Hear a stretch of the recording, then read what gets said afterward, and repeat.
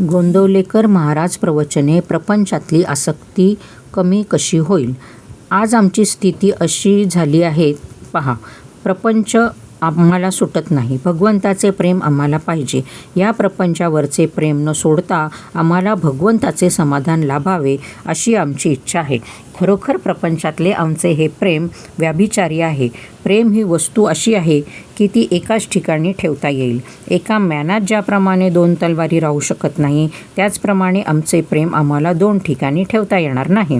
आमचे खरे सुख एका भगवंताजवळ आहे आणि ते मिळवण्यासाठी आम्ही प्रपंच सोडलाच पाहिजे असे नाही. प्रपंचात आम्हाला वाटणारी आसक्ती ही मुख्यतः नाहीशी झाली पाहिजे. शास्त्रात सुद्धा हेच सांगितले आहे. शास्त्र हे अनुभवाचे बनलेले आहे. आमचा अनुभव आम्ही शास्त्राबरोबर पडताळून पाहत नाही. प्रपंचाची खरी किंमत आम्हाला कळल्याशिवाय त्याबद्दल वाटणारी आमची आसक्ती कमी होणार नाही. आज प्रपंचामध्ये सुख नाही हे अनुभवला येऊनही त्याची आसक्ती आम्हाला सुटत नाही.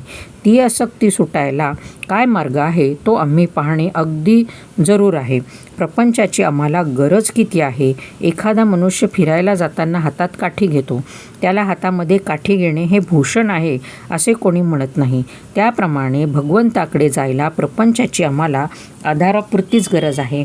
हा प्रपंच करीत असताना त्याची आसक्ती कमी होऊन भगवंताचे प्रेम येण्यासाठी शास्त्रांनी घालून दिलेली बंधने आम्ही पाळली पाहिजेत आणि त्यासाठी आपले विचार, आचार आणि उच्चार आम्ही सांभाळणे जरूर आहे.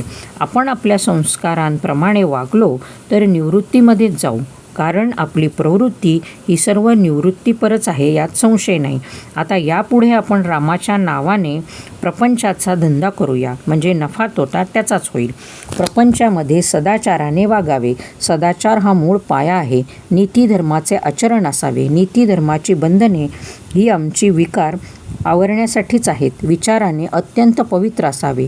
कोणाचा द्वेष मत्सर करू नये आणि दुसऱ्याचे अहित चिंतू नये. उच्चार तर फार सांभाळले पाहिजेत. नेहमी सर्वांशी गोड बोलावे.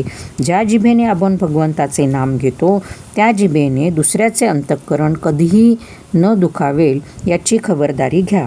अंतःकरण दुखवीत असताना त्याच्या ठिकाणी वास करीत असलेल्या भगवंतालाच आपण दुखवीत असतो हे ध्यानात धरा.